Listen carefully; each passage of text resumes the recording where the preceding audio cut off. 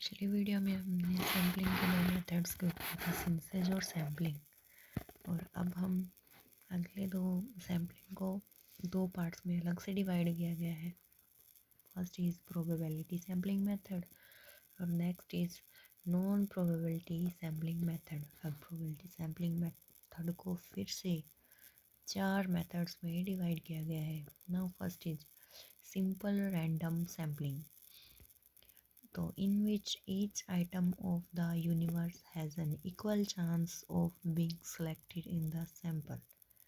यानी कि इसमें जो पॉपुलेशन होता है उसमें से किसी को, हर एक को पूरा चांस होता है कि वो सैंपल में आ सकता है। तो अब वो सैंपल में कैसे आएगा, इसके लिए भी हमने दो टाइप अलग से निकाले हैं, दैट इज़ लॉटरी मेथड और table of random numbers. Lottery में हम सब एक शीटों पर सबके नाम लिख देंगे और उनको एक बॉल में डालेंगे और बोल देंगे कि इनमें से जितने भी हमको सैंपल चाहिए उनको निकालें।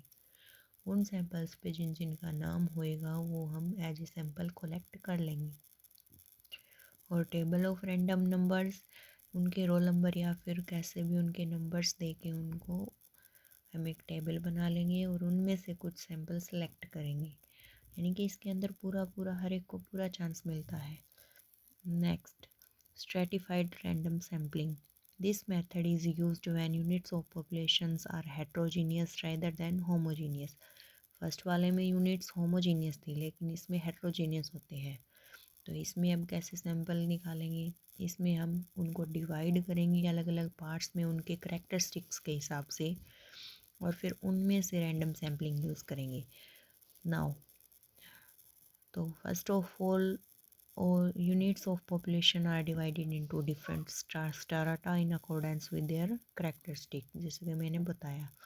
और thereafter by using random sampling, sample items are selected from each strata and then calculation is decided।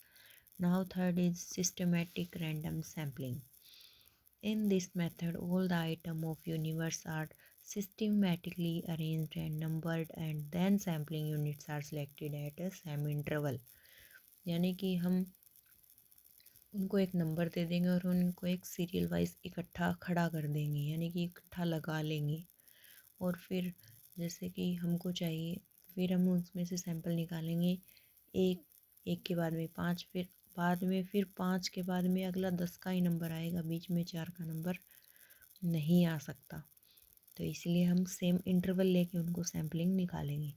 Next fourth है multi stage random sampling. Multi stage में हम उनको अलग से स्टेज में डिवाइड कर देंगे और फिर उनमें से सैम्पलिंग निकालेंगे। तो in this stage sampling is divided in many stages, then collected information about that unit and conclusion decided. यानी कि हमको इंडिया के बारे में सैम्पलिंग चाहिए तो इंडिया ले लेंगे।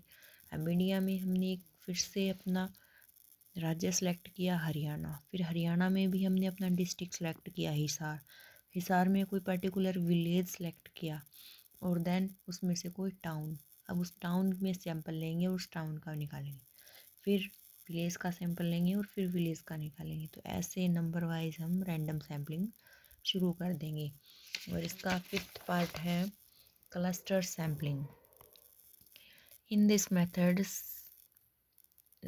simple, the universe is divided into many groups collected cluster and out of which a few clusters are selected or random basis and then the cluster are completed in numbered।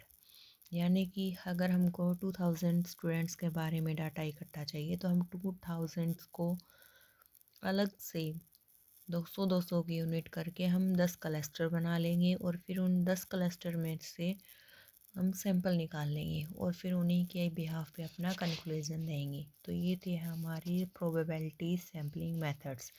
Second हम आते हैं non probability sampling methods पर। तो first है इसमें judgement sampling. Under this method the selection of the sample items depend exactly on the judgement of the investigator. In this वो अपने हिसाब से, अपनी सेंस के हिसाब से जज करेगा और उसी के ऊपर इसका सैंपल जो होता है वो डिपेंड होता है। In this the investigator exercise his judgement in the choice and include those items in the sample which he thinks are most typical of the universe with regard to the characteristics under study। यानी कि वो अपने sense के हिसाब से जो best होंगे उन्हीं को निकाल के आगे सैंपल के तौर पे इकट्ठा कर देगा। अब हम किसी ने बोल दिया कि इस क्लास की इन्फॉर्मेशन लेके आओ, उस क्लास की इन्फॉर्मेशन तो मैडम को बोलेंगे और मैडम जो भी उनको बच्चे पसंद होंगे उनको भेज देगी। ये होती है जजमेंट सैम्पलिंग, यानी कि खुद के बिहाफ पे कि ये बेस्ट है तो पूरी क्लास में ये बेस्ट होंगे।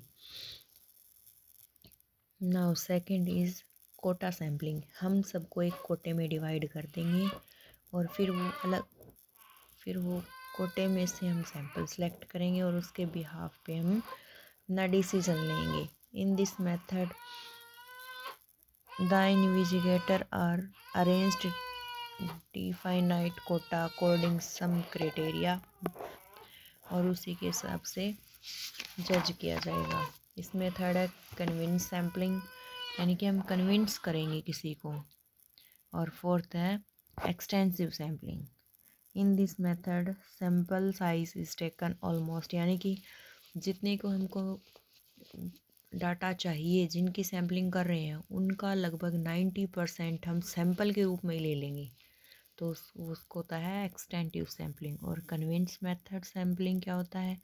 The choice of the sample is left completely to the convenience of investigator, यानी कि वो पूरा का पूरा उसकी क्षमता पर आधारित होता है कि वो किस हिसाब से अपनी सैंपल जो है वो लेगा।